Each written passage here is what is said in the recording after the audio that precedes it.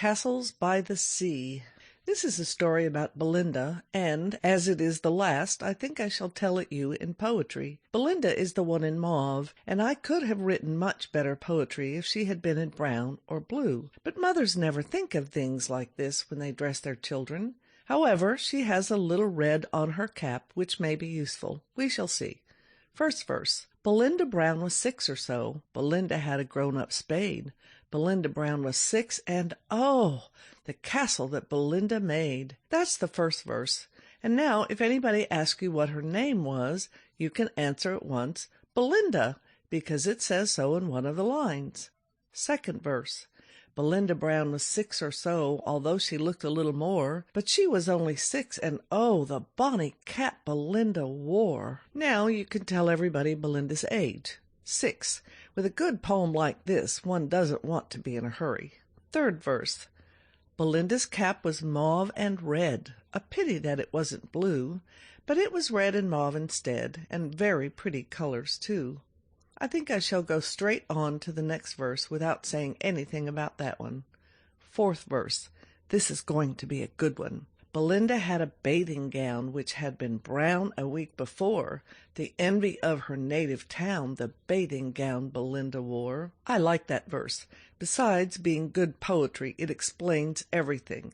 You see, Belinda's Aunt Rotunda had given her the beautiful cap, and when Belinda went to dig castles in the sand, she decided to wear the cap to keep the sun off her head, but to wear the bathing dress, too, so as not to mind if she got wet, which was her own idea, and none of the other children had thought of it. So her mother said, "Then we'd better dye the dress mauve," to which her father replied, "Wouldn't it be easier to dye the cap brown?" And Belinda's mother said, "I think, dear, it might hurt Aunt Rotunda's feelings." So Belinda wore her bathing gown a brilliant brown. The week before, the local store had toned it down, the bathing gown Belinda wore.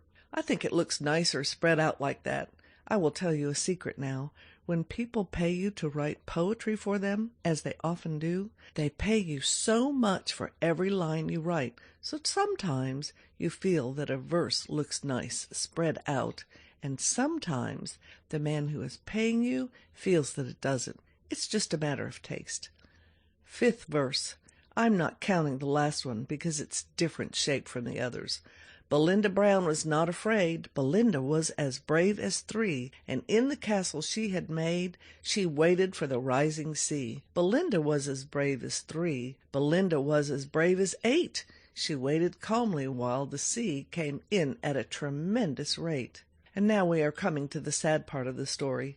There was Belinda, as you see in the picture, not a bit afraid, and suddenly, 7th verse, a monster wave came rolling on. It washed Belinda's castle down, and in a moment they were gone, the castle and Belinda Brown.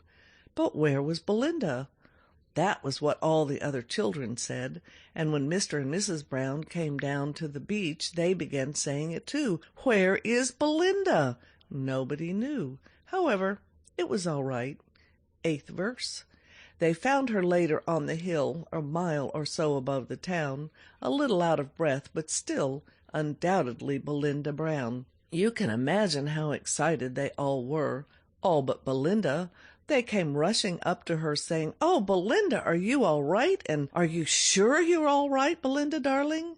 And some of the more polite ones who had never seen her before said, "I trust that you have not injured yourself in any way, Miss Brown." And what did Belinda say? Last verse. Belinda tossed her scornful head.